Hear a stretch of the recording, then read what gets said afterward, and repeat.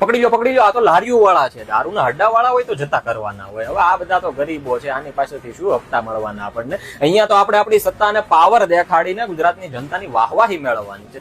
દારૂના હડ્ડા વાળા હોય તો કૂતરાની જેમ જીભ કાઢીને ખૂણામાં બેસી જવાય, પેલા મોઢું પેટ ભરાઈ જાય. આવી દોગલી કામગીરીને મારો એક સવાલ છે કે કેમ હંમેશા નાના માણસો હોય છે તમારી સામે હાથ ફેલાવવો પડે છે, જ્યારે ગુજરાતના ખૂણે ખૂણે દારૂના હડ્ડાઓ ચાલી રહ્યા છે, બુટલેગરો ફરી રહ્યા છે, ગૌચરણ જમીનો ઝડપીને બેઠા છે એવા પણ છે, અને મોટા મોટા માફિયાઓ, મોટા મોટા ગુંડાઓ, અમીર બાપની ઓલાદો જેને એક્સિડન્ટમાં એકારે 10 ઉડાડી દીધા છે, આ બધા જ ખુલ્લેઆમ ફરી રહ્યા છે. એનો વાળ વાકો કરવાની તમારામાં તાકાત નથી. ત્યાં તમારી સત્તા ને તમારો પાવર ક્યાં જાય છે? જ્યાં ગરીબ માણસો સામે દેખાય છે.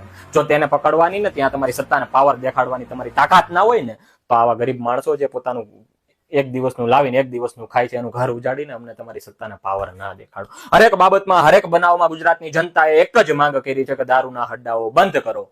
પણ ત્યાં કોઈ ગુજરાત સરકાર, પોલીસ તંત્ર કે એસએમસી વાળા કેમ આ ગુજરાતની જનતાની માંગમાં આગળ નથી વધી રહ્યા અને તેને પૂરી કરવાની કોશિશ નથી કરી રહ્યા? જો તમારાથી ના થતું હોય ને તો ગુજરાતની જનતાને ખુલ્લે આમ દારૂની છૂટ આપી દો, પણ આ વસ્તુ રહેવા દો ને. આ ગરીબોના ઘર ઉજાડવાની કોશિશ ના કરો, એને તમારું કંઈ જ નથી બગાડ્યું. એ પણ એક રોટી ખાવા માટે કરે છે ને. જો તમારે દબાણકારોને હટાવવા હોય ને તો શરૂઆત બુટલેગરોથી કરો, ગૌચરણની જમીનો પછાવીને બેઠા છે એનાથી કરો, ખનીજ માફિયાઓ જે જમીનો ખોદી જાય છે ને એનાથી કરો, ને ત્યારબાદ આ બધા લારીઓ વાળાથી કરો. ગુજરાતની જનતા હંમેશા તમારા સાથે હશે.